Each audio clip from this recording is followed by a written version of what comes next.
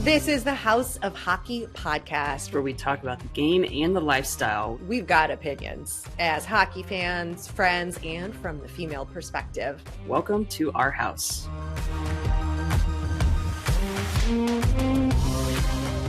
Welcome to the House of Hockey podcast, episode 173. I have a very special guest here, and Breezy, my co-host, she is still on our proverbial injured reserve. No expected timeline yet of when she will return, but I will be sure to update you as I get that news from Breezy. But I am joined by Allan Kreda. We actually met when I was in New York at the Rangers game watching warmups. He's a longtime writer who's covered the three major NHL teams in New York.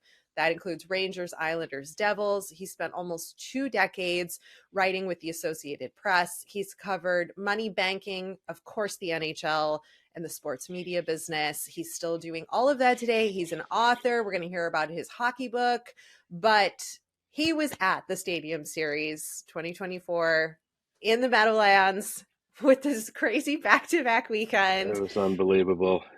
Right? Surreal, stunning, every adjective you can come up with, out of body, the wind, the light, the colors, the almost 80,000 people yesterday, 70,000 on Saturday night, 4 teams, 2 days. Insane. Hockey has no limit to the outdoor festival ability to draw people in and be together outside, tailgate, party pre-game, party intra-game, party post-game, buy $300 jerseys and socks and hats and everything that goes with it. It is no limit. It's remarkable what this has become, and I feel like you could have the same teams play in the same places every year, every other year, and it'd be just as successful. It's unbelievable. Like you go into it thinking, oh, it can't match the last time I did one of these, and I think this weekend it exceeded it just in sheer numbers. This was the 4th and 5th times there were outdoor games in the New York area. 2 were at Yankee Stadium, 2014 back to back. Rangers Devils, Rangers Islanders then at night, and then there was Rangers Sabres at Citi Field. So those were different baseball stadium dynamic, the shape. Yeah, and the sun was out yesterday. It was wild. I don't know how to really phrase it.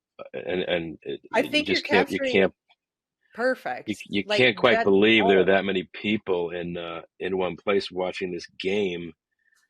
And they're all diehards. These aren't just come lately fans. These are real lunatics that really enjoy it, and that's how it should be from both sides. People will drive anywhere for anything to do this and be part of it. Maybe they'll go to one other game a year, but they went to this one yesterday, and even for the island to Jersey is not exactly an easy drive, but no.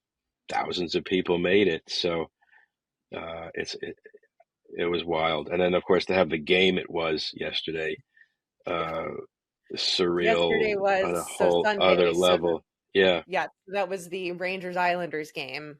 Well, unreal game. It was so bright that they delayed the game yesterday, and that added some more lead up time, anticipation time, watching the sun move across the ice. Like, these are problems and situations you never have indoors, obviously. So it added just a sort of ethereal quality to the experience. How windy is it going to be? Can the goalies see? What about when the light gets flatter and it's a different, grayer sort of pre-twilight light? Then they turn the lights on.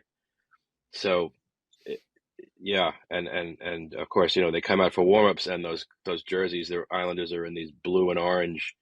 First time anyone's seen them en masse. Unbelievable burst of color, and the Rangers in these bright white with NYR. Like, it was, somebody did their homework on how the colors would show up in that situation. Same the night before, Flyers in pretty standard looking but white, but what would have been years ago traditional home white, and the Devils in these sort of black and red, almost fluorescent.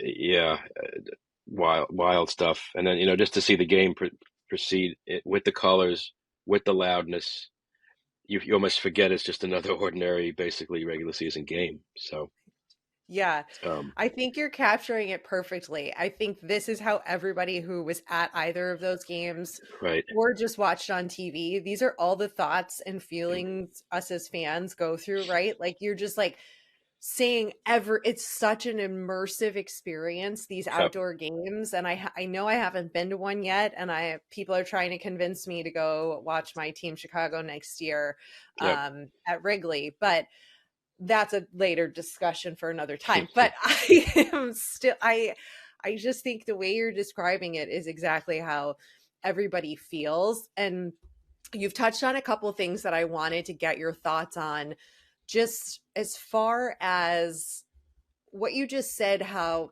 it was still a regular season game.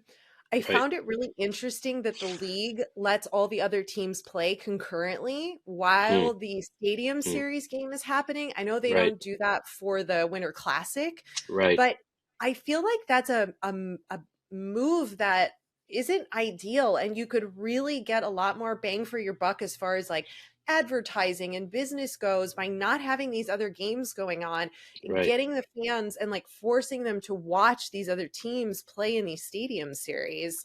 right. What is the logic behind that? Do you It's a good know? question. I think they've commandeered New Year's Day perfectly because they've won the day now. There was since college football moved to Right. bowl games all over the place, and somehow the NHL figured out a way to try that game, have it work in 2008 and on. So that day is owned by the Winter Classic, and I think these add-ons, I don't think they realize how successful they might be or would be, and they came a little later. And yeah, I think they would probably like. There was minimal games yesterday. There were only two. One, of course, was Jaromir Jagr's retirement. Right. I think they love that they can do it on a holiday weekend, obviously. Right. And this was only the third time the league had done two games in one place. And I think this exceeded expectations. The last time was at Lake Tahoe with no fans, but a spectacular backdrop. So that proved they could do it somewhere just for the visuals. And I Hmm. believe that was in a sort of a lone day event. And the previous one was Yankee Stadium 2014. And they split the days. It was an afternoon game, Rangers Devils, and then a night game 2 nights later, Rangers Islanders. So Right. it's a little on the fly. I think it's hard. The schedule's tough enough. They probably are trying to figure out ways to minimize the other games. I don't, Hmm. but yeah, I mean, yesterday was so immersive. You feel like this can't. Who else would watch anything else on Yeah. this day? It both games. I mean, an ESPN bringing the national TV entity to it, that adds another layer or three, so they can really have the nation watching. So I mean, they can't do enough of these for what I have seen. You would think it would hit a mark of limits, and yet Hmm. no matter what market they go to, they're in Raleigh, they're in Denver, they're in Dallas, they're in LA, in the sunshine even. Like this, I don't think they can put ice down anywhere within reason and Yeah. have 50,000, 80,000 people, and it worked. And the ice technology is so Oh, unbelievable now that they could do this with enough lead time. And even if it's a one use right. ice, this just there's something about outside, of course, Hmm. and every player can talk about an experience early in their lives where they played outside with their families, their brothers and sisters, parents. Everyone played outside in a pond somewhere in the world. So And same it's for the totally fans. uniting.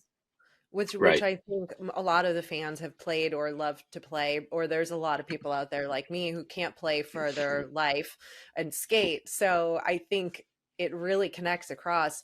Do you think how successful and how much money do these outdoor games? I know all of the ones we do, right? The Heritage Classic, we do the Stadium Series, we do the Winter Classic. You've got these specialty games you're talking about. That doesn't necessarily benefit the league, the charity game, but this has been a huge contribution to the business of the league.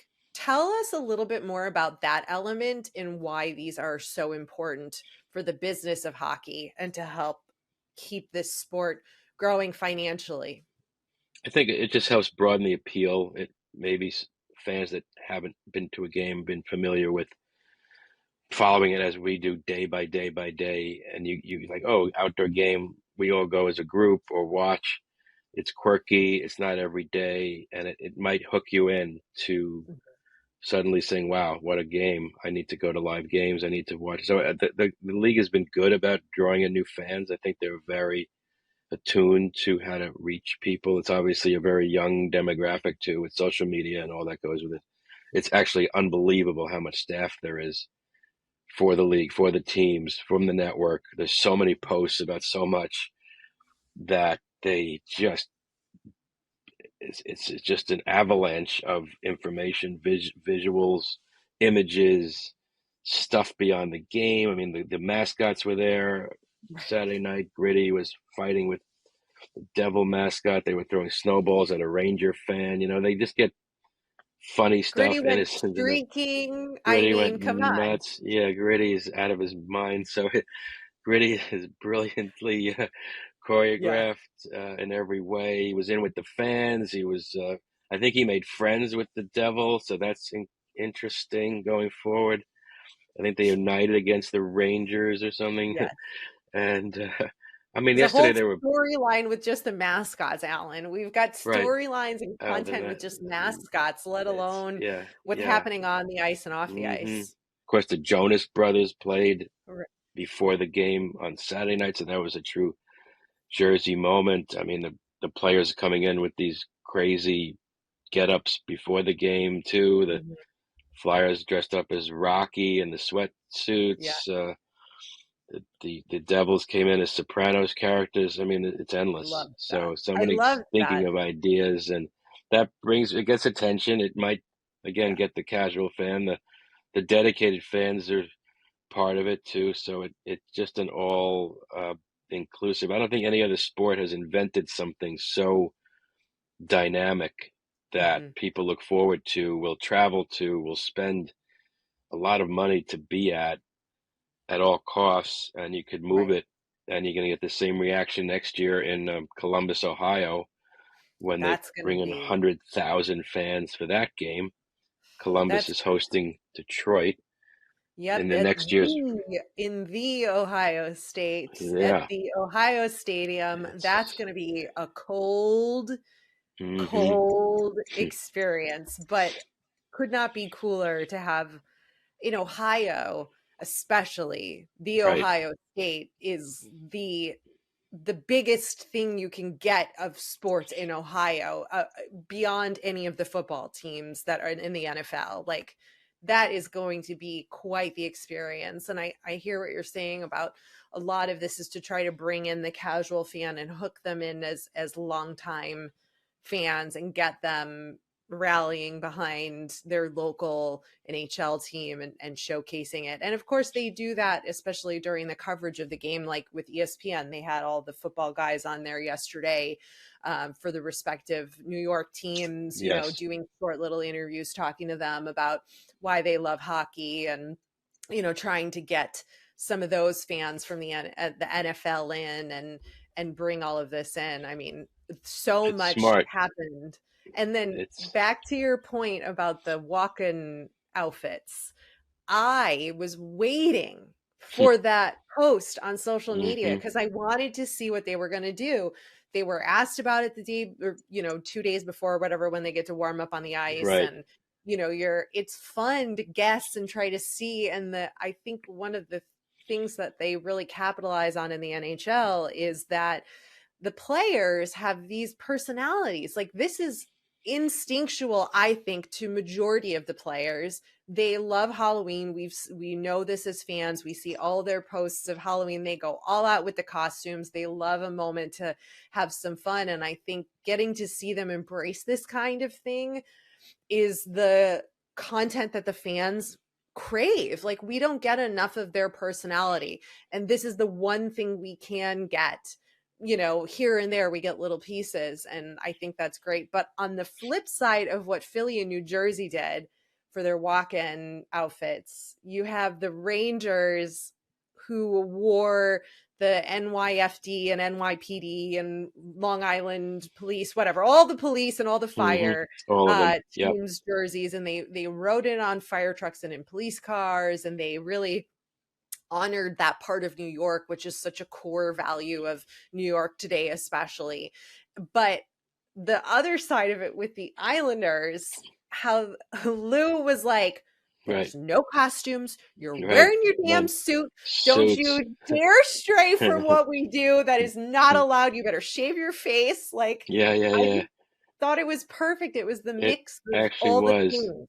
Yeah. And it was sort of like one team was as they are. Like that's how the players always come in the sharp dressed, clean suits. So that was it worked because he didn't have to have something outlandish. That was perfect casting, as it were.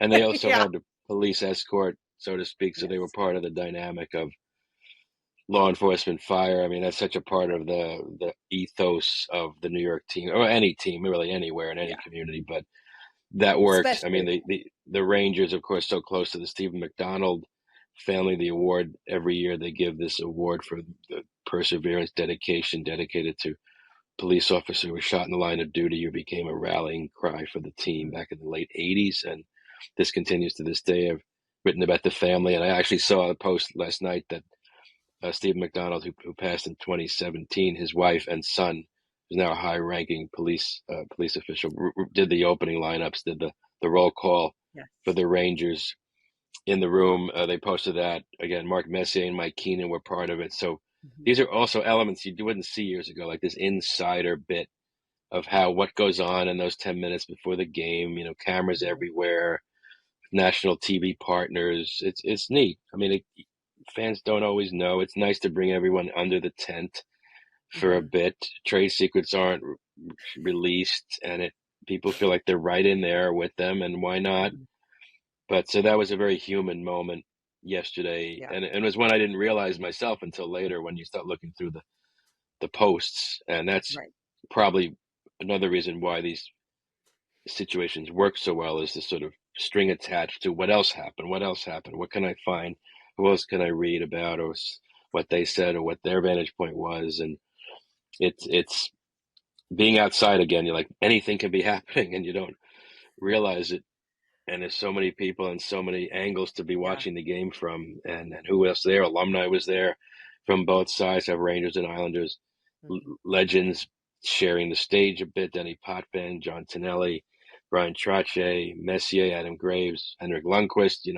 Everything's a chance for another generation to react. Mike Richter, cup-winning goalie. So everyone had a moment within the context of this game, which is a game for the ages. On top of everything else, you had this insane Ranger-Islander rivalry game, which will be in 20 years. People will be talking about this one just like we're talking about it today.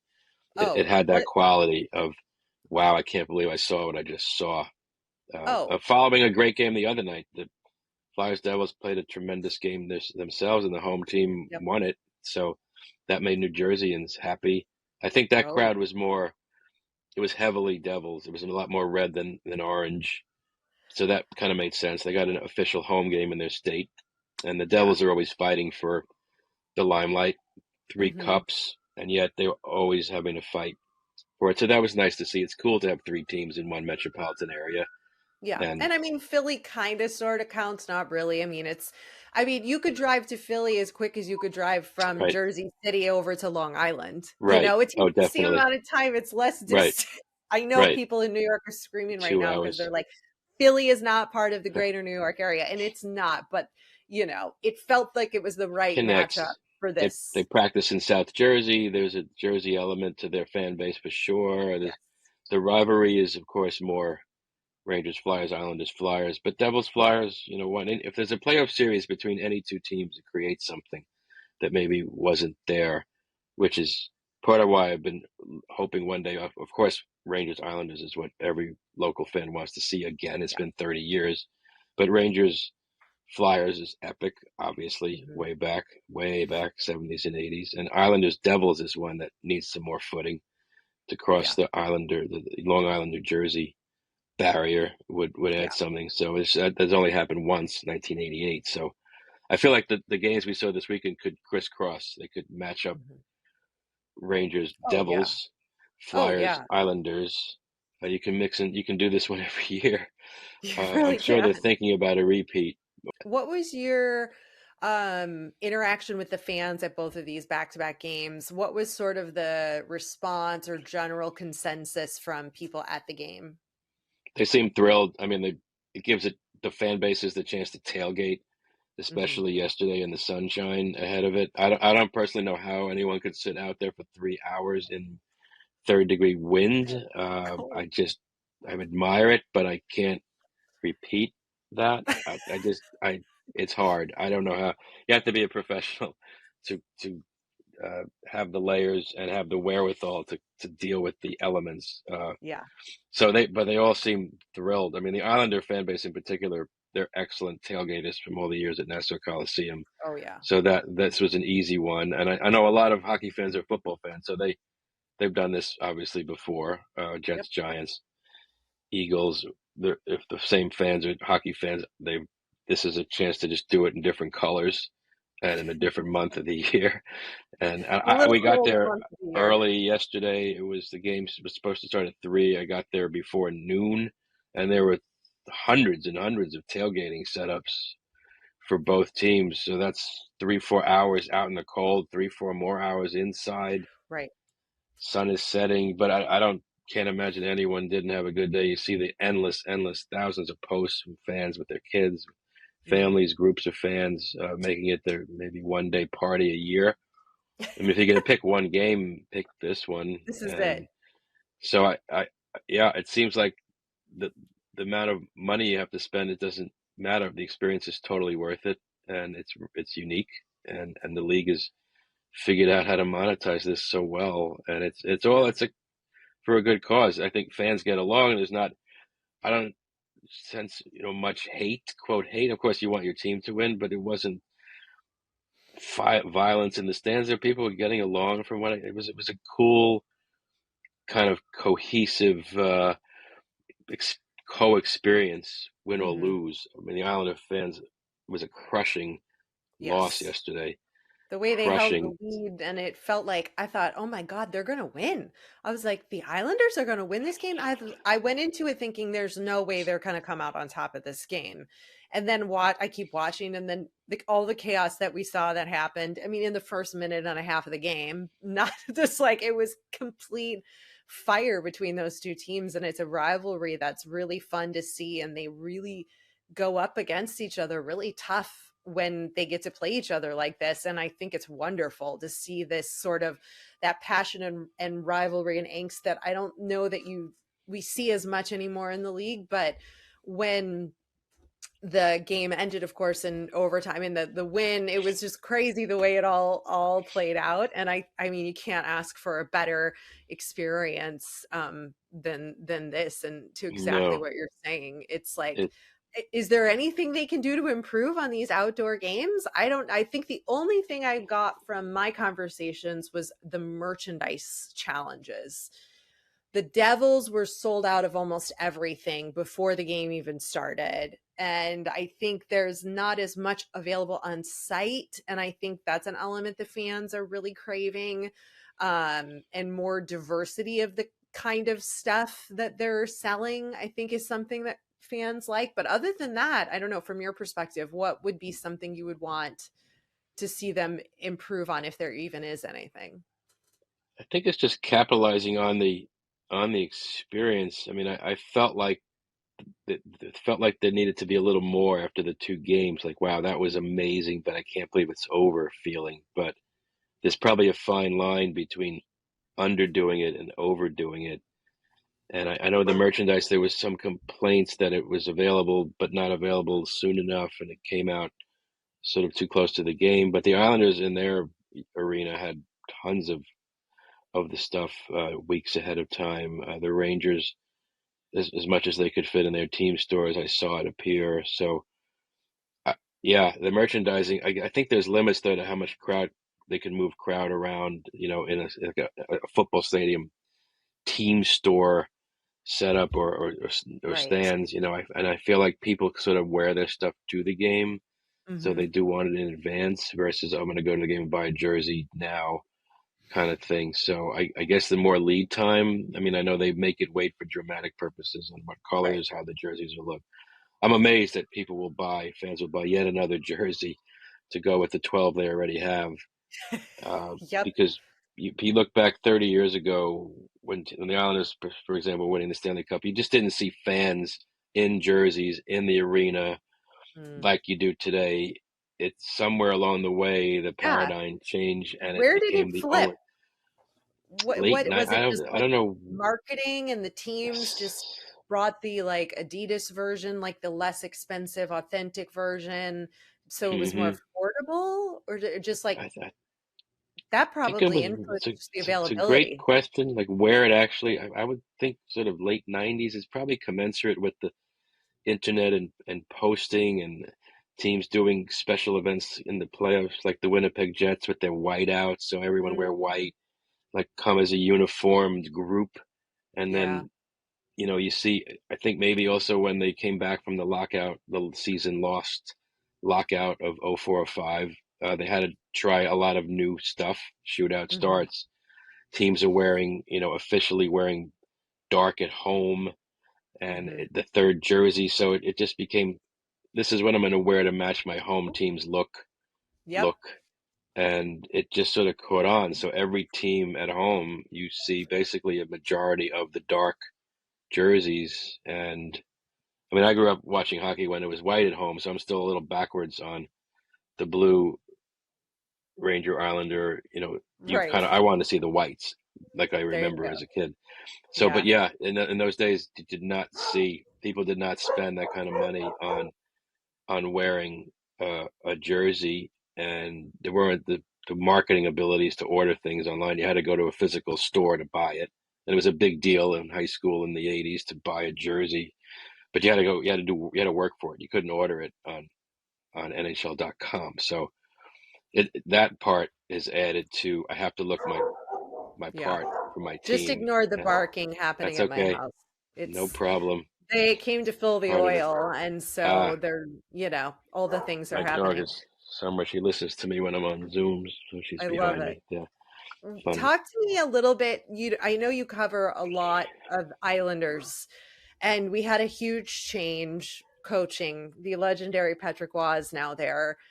What has been your assessment thus far of, being in post game and pre game, chats with him and listening to him talk and hearing from the players? What's your assessment of his new role? High energy, brilliant, has seen it all, been part of it all. He is not shy. He goes into detail. He's a tremendous interview. He is fiery and super motivated to prove that he could do this again in a new era. So it's been refreshing. I love any of these guys that I saw play in the '80s who are now in the sort of erudite coaching side of it where they have to explain and they're speaking from experience. And he's had such an amazing, colorful career of his own that it's been a refreshing bonus to what was sort of an okay season. Lane Lambert was a perfectly good guy, but didn't say a lot. I think the players went as far as they can go with his system and style. Patrick Waugh may take more time than just this part of season left to really incorporate his methodology and view.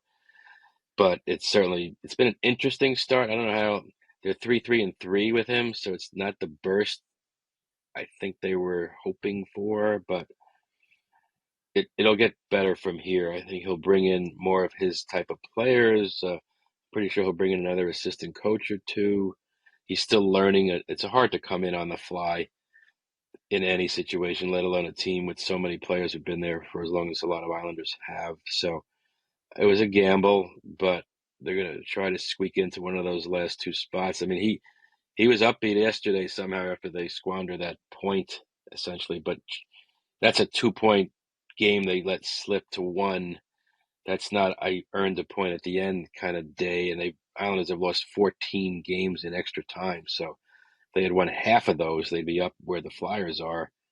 So this has to Yeah, they've eat got at to do them. some work on their Uh, penalty kill. It was it's you could tough. see it I mean, struggling in there big time. I So don't think I've ever seen that I could remember two pulled goalie, extra man, power play goals scored in the last 5 minutes. You see one, that's something. You see two, that's unbelievable. yeah, it And then of kills you course the as an winner. Islander fan if you The are. overtime was just crazy, 10 seconds. I mean, the overtime has become more of a choreography event than an actual Hmm.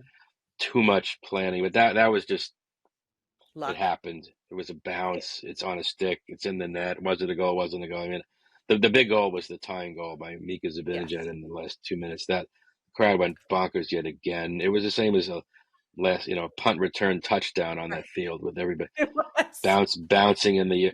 You see blue and red and white bouncing and screaming and Yeah. shocked and amazed. And the wackiest part of watching the game from the recessed football stadium press box behind glass, so the sound's a little different. There's almost a delayed reaction. You see it and then hear it. It's a funny, and we're hearing the game on broadcast in a delay, so you're hearing it in delay. You're watching it in real time, and then you're hearing and seeing the reactions like a bit of a delay, and it adds to the sort of surreality of all of it. And then 70 how many thousand fans were doing the Rangers goal song in unison. Unbelievable. Oh, you could hear it through the broadcast. You could hear it. I mean, I know they, of course, take that audio feed, but it was pretty prominent. Talk to me about the Rangers and your assessment of them thus far this season. How far will they get into the playoffs this year, do you think? They seem to have most of the pieces. They're winning in every way possible. They're overcoming deficiencies when they don't have the best goaltending or their defense lets up this or that. They've 7 in a row now. They've won. Their best players, when they are their best players, they're pretty unbeatable. When their power play's on, unbeatable. But it seems like they're a bit fragile in terms of sustaining it. I don't know. I think there's going to be a couple of moves, pieces added. They've had some injuries. Blake Wheeler's Mhm. out, so now Jimmy Vesey's on the top line with Chris Kreider and Mika Zibanejad. So and Panarin's had a Hart Trophy caliber year. Mhm. Vincent Trocheck not far behind. So those two on the same line. So they're motivated. They're coming off Yeah. last year's 7-game loss to the Devils, coming as close as they did 2 years ago. They have the goaltender. They have Jonathan Quick backing up the goaltender. So they seem to have. But The as we pieces. know, as we see, the playoffs are a completely different animal from the season itself. It's almost two different universes, and Oh anything yeah. can happen. It's all momentum, and where you finish, it's just getting in. It I don't know, and it's hard to judge them against the Bruins. I haven't seen them play them that much. It's hard to judge them. Yeah. Florida's very tough and very motivated as well. Carolina can't be discounted. Mm-mm. But and then there's always the team that rises up from the seventh or eighth seed. So the Yes. pressure's always on the Rangers to do well. They've been sitting in first place almost the whole way. The expectations will be sky high, so the pressure will Hmm. be on. And then you have to get off to the good start. So they certainly have a professional coach who proved it again yesterday. I mean, that was a Yeah. tremendous coaching job by Peter Laviolette at the end of that game. Do you The think way he's he making a passionate. difference with that with the This players? seems to be the perfect follow to Gerard Gallant, who got them playing at a higher level. They got a little Hmm. lucky the first year by coming back against Pittsburgh and beating Carolina. I don't think fans expected the sudden No. going to the conference finals year, and then last year was a letdown. So I think that he's the point counterpoint. Maybe they're buying in. I mean, they're a self-led team. They're so veteran. They find it within. I think he more tweaks it. I don't think he's screaming at them and pushing them the way coaches of other Glavas. championship teams may have had to in the past. I mean, I think it's Chris Kreider's been there since 2012, Mika since Yeah. 2016. These guys have been through it all, and they desperately, desperately want a cup chance. Yep. And years slip away, and another year goes by, and that's how it is. So immense pressure, though, because it's Yeah. not easy to be the first place team going in, as we've seen so many times in the playoffs. Yeah.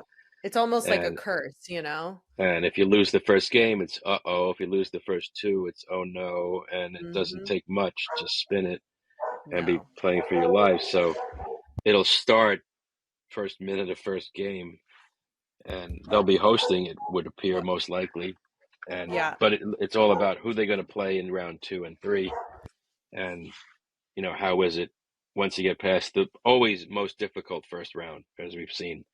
That is the toughest round Yep. by far. All teams are healthy. They're all in. They're desperate. It's almost worse to lose in the first round than not make the playoffs at all because you Exactly. push You so might as hard, well just and then not get there. Yeah. teams that are out of it are out of it, and they're not expecting. But when you get in and then you're out, now what? And that Yeah. that's a factor. So The dogs it's are still barking. So I'm nodding along and listening to you, they're and I just keep muting myself because I don't know they're what is ready for the going on. playoffs. They're anxious for the playoffs. Yeah. They are. Seriously. That's My that's dog key. hates it when I watch hockey. He hates it Mm, because I yell and he gets scared and he thinks something's wrong and he like mm, has to go into mm. the other room. But give It's me like your hear thoughts sound from on other places. Yeah, right. Give me your right. thoughts on Devils and Flyers real quick, and then we can talk about your book. Okay. The Devils are intriguing. They're coming off, of course, the fabulous Renaissance year last year. 44-point, I think, difference from the year before. I mean, tremendous progress they made, and then beat the Rangers first round. No one would have predicted that. Young team, Jack Hughes, superstar in the making. Jesper Bratt, maybe the best underrated, under the radar star. Their weakness is something of the goaltending. That's the unknown variable with them. They miss a couple of guys though from last year who made big differences this year. They miss Ryan Graves, who signed with Pittsburgh. They miss a guy like Thomas Tatar. So they've had a little bit of hiccups along the way, but they're hanging in. They're in striking distance from wild card spot number 2. Mhm. They showed them that was one of their better games of the season against the Flyers. So I don't see Yeah. why they can't. They don't squander leads like the Islanders do. Somehow they're a little more cohesive. They've had their ups and downs there where you think, they're going to spiral, and yet then they come back and play 3 good games in 4. So, and they have another professional coach in Lindy Ruff. I would expect them to Mhm. hang close to that last spot. The Detroit looks playoff worthy, but they're another team that came in with reasonable expectations that may be exceeding them. So, Yeah. how fragile will they be down the stretch? It looks like though 5 teams basically chasing one spot in the East, and they Yeah. still discount Pittsburgh and Washington are down there, but could rally. So to me, it And comes down to Philly. Detroit and Philly, of course, exceeding expectations dramatically and Yeah. sitting in Another third. team this season we did not, I don't Um, think most people thought would no, be where they're at this point in the and, season. and that's a torch led. Of course, the Flyers redid their front office and Keith Jones and Daniel Briere as GM. So they brought in a whole new energy. Torts has Yeah. this team playing really well. They're looking strong. I don't think they'll fade. They'll probably sit right where they are in third. So that sets up something like a Carolina Flyers first round, or if the Rangers somehow can't hold on to first, the Rangers Flyers first round. That'd be wild. It's been a long time since those two played in the playoffs. So it doesn't usually the playoff slots stay relatively close to what they are by this time of the Yeah. season. So it takes a lot to fall out of it. But I would say the Devils have somewhat under exceeded so far, but still Hmm. very close in. Flyers surprised, but should be a force. Torts won't let them off the hook. No. Definitely, and they're not missing many beats. They're a deep team. They have a big defense, mobile, have some scoring from new guys. So interesting team. Tippett's been a revelation. Travis Konechny stars. Hmm. Couturier, the new captain. They have the pieces, and no reason why they've even with Carter Hart not being on the team, the goaltending's been pretty Right. okay without him. And interesting. I don't think he wasn't. The Flyers were not on the preseason radar in top 3 in the division. So You've covered this league from all ends for like 20 plus years. You've been in locker room, you're in locker rooms, you're talking to players, you've heard endless amounts of press conferences and things, but give me your favorite story with any NHL player at any point in your career hmm, that we might not hmm. know. It's a good question. It's a really good question. Well, I have some from spending time with alumni when you talk to players years later, different situation in their lives, and you get to some stories you may not have ever heard or they've never told. And they're, because players, at least stars in general, well, any professional athlete, when they leave the game, it's all about relevance, and you're suddenly not in the limelight. So the guys who choose to come back, the guys that are around the team. I spent a lot of time with Adam Graves through the years with the Rangers. He's such a community-minded person, so you get more insight over time for what makes these players tick. He's a tremendous one. Roger Albert, the ultimate Mr. Ranger. I once spent a game night in 2017 just walking around Madison Square Garden during a game with him, visiting the suites, talking to the Zamboni drivers, meeting random fans, stopping for little kids to sign. And it just this like Pied Piper effect of he's still at it at age 75, and just the energy of all that was tremendous. It's such a memorable way to view the game experience through the eyes of a legend. So Yeah. that type of human experience, really, really fun, stays with you forever. Cool. The kind of the randomness of who we might meet. So, and he's in his element in the building, and number 7 is so intricate, tied to the Rangers forever. He passed just 2 years ago, and it's still a sort of tremendous void. So having had that experience to share with him and then share with the readers of my work is pretty amazing to the 8-year-old me to Mm-hmm. to have had that chance. And I have similar experiences with Islander alumni. I'm very sort of connected, tied to the history, and I like to bring the past into the present and vice versa, because when you talk to Yeah. the current players, it's almost always about the game, and you don't get to get deeply into the real stuff too much. Here and there a little, but still it's a little bit at an arm's length. Mm-hmm. One of the more fun assignments I had for the New York Times was they asked me to do an article about players and their dogs Yes. one year, and I had this idea, like especially for the Islander guys, they have more space, they have green, they have hockey players and their dogs is a major thing, and players train with them in the winter, summer. Oh yeah. They love their dogs, and when they come home late from a game, the dog's waiting for them more than their family even. So it's a major part of their lives. So I thought, well, that'd be kind of cool to talk to them about. So I spent a day with a couple of Islanders and their dogs' wives Love it. at a dog park, and it's still one of the more memorable bits. And they also gave me the excuse, then the reason to talk to everybody on the team about Mm-hmm. their dogs. And something like 18 of the 20 guys had a dog. One had a cat, Oh one my God. cat in the mix. So Thomas Hickey had the black cat. So it was like a Love it. funny way to go beyond. I'm not asking them why they're not scoring the power play. I'm asking how's Right. the puppy doing, and bulldogs, sheepdogs, Bernedoodles, you name it. John Tavares had a Bernedoodle puppy and was telling me all about it. So these are things and they remember that you talk to them about this stuff, and you Yes. have a sense and an awareness of more than just the game, and they Right. And that almost they're a person and welcome they're a that. human and that you And it's care about those things and can connect with them. So then when you go to ask them questions like, hey, what right. have you been not do, how can you improve your penalty kill in the aisles? Yep. They're going to be a little more inclined to maybe give you an Yep. answer as opposed to It's not. completely true. And I've tried hard over my career to carve the relationship in any way I can. It's Yeah. a little trickier in the modern age because of limited time, and younger players are more used to social media than the one-on-one. It's a different dynamic, but over the years, everyone is just human. They're just superior athletes who are playing Yeah. a game, but in the end, it's just a conversation. And there's not, and we're united by the game, so it's Hmm. easy enough to find. I just look hard for interesting backstories about their hometowns, their families, their work ethic, a school they went to, some experience that you can ask them about to prove you did your homework Yeah. on a first conversation, that you're not just coming in asking some random thing just to get an effect, a quote Right. for effect on Twitter or something. Like, it's beyond Yep. that. So to me, the thoughtful question is far more important than any question. And Yeah. I'd rather ask no question than the wrong question. So I try to Yeah. think As ahead of you know, time. when And As connect. you know, when you're in the locker room with John Tortorella, you got to ask the right question. And sometimes the question is not asking a question.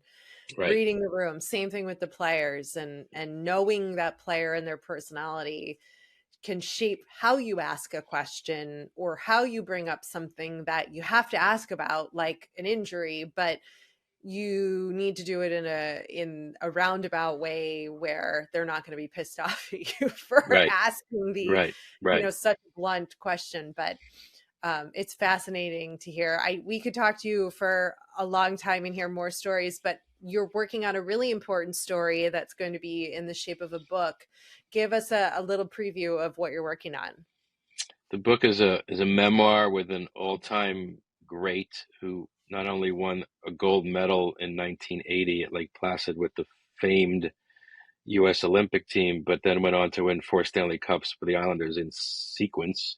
Ken Morrow, a defenseman, tremendous guy, a fabulous work ethic, life of dedication, perseverance, tenacity, all those words you attach, but he's lived it. He's lived it from day one. The 1980 Olympic team, of course, lives forever in its singularity as a team that did something unbelievable, which seems to just grow with time. Somehow it resonates even more. It's almost Mm-hmm. 45 years after the fact, and it's such a standalone to beating the Soviet team, and that was college kids beating a professional team. And he was this quiet defenseman who just did his job day in and day out, day in and day out, and Yeah. joins the Islanders late season, seamlessly fits into their lineup, helps them win the Stanley Cup. And I've always been fascinated by that group of players. Just on the Islanders side, there were 16 players that won all 4 cups. Think of that, how unbelievable Unreal. that is in an era when teams actually stayed together. It wasn't anywhere near a salary cap, and just No. money was not anywhere near the money today. And they had their challenges of contracts, but there was no thought of so and so's going because we can't afford them. It just we No. stayed together, No. We could and all these never have guys did is 16 win. players win 4 cups No, on one you team in our. That's why we're so blown away with people like Pat Maroon, who had what, 3 back to back on managed different to win teams, three. you That's know, or not on back, so 2 years back to back, but two yeah. with Tampa and then one more with the Blues. But Right. I mean, these guys I think somehow that adds to the mystique of their Right. stories. Now, sometimes late waiting years to tell the stories is almost more effective than telling them 10 years after the fact. Now it's 40 Yep. something years after. So he has this amazing duality of the gold medal and the Stanley Cups, both. He's the only player to do it in the same year, obviously, and he's the only Olympian to go to the Islanders. The only Olympian that also won a Stanley Cup was Neil Broughton, but did that 15 years later with the Devils as a role player in 1995. So Neil Broughton's the only player to actually win three. Then he wins the NCAA title as well with Minnesota and Herb Brooks. So also Kenny Mara has the double of playing for Herb Brooks and Al Arbor, two absolute legendary coaches.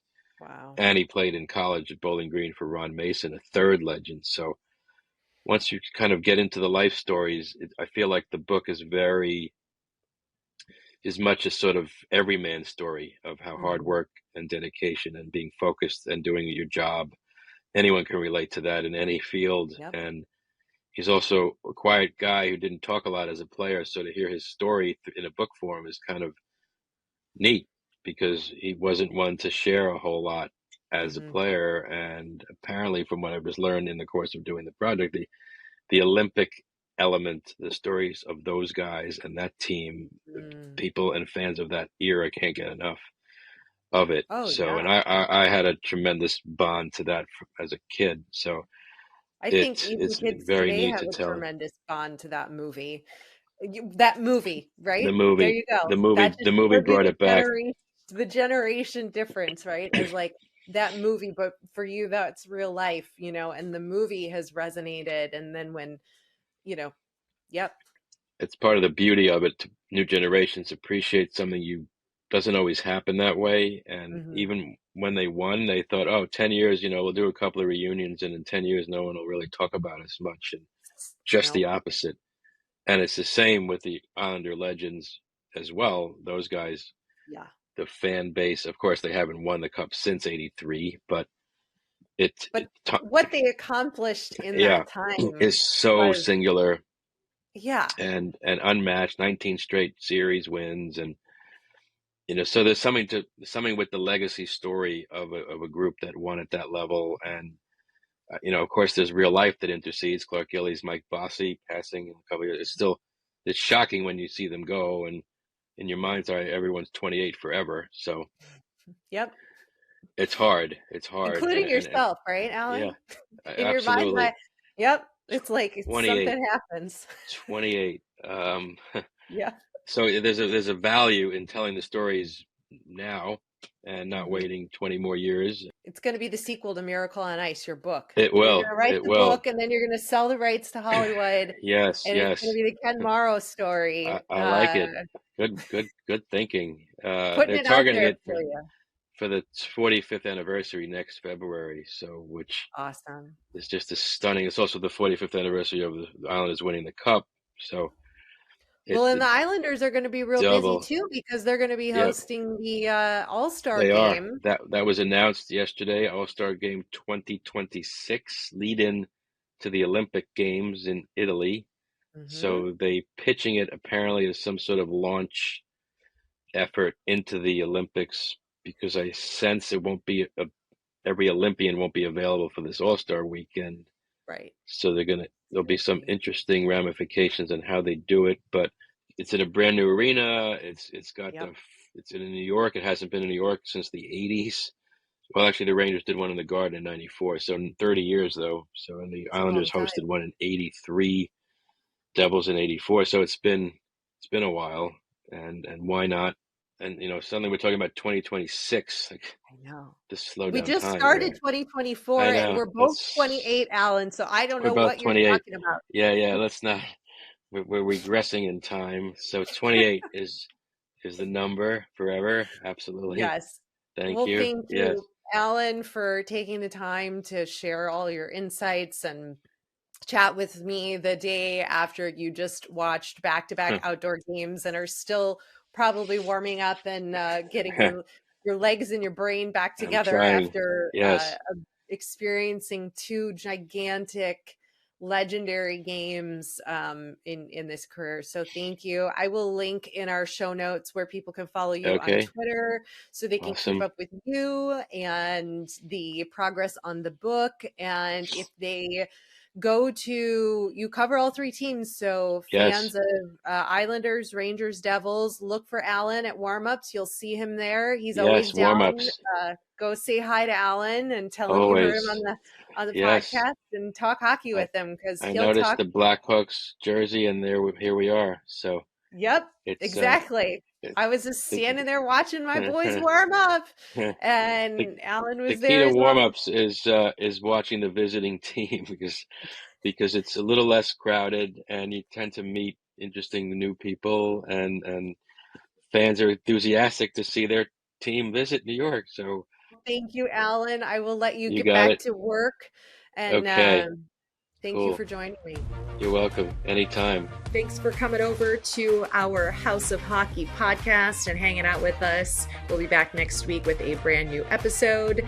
And in the meantime, you can follow us on social media. Just look for House of Hockey podcast. We'll be back next week.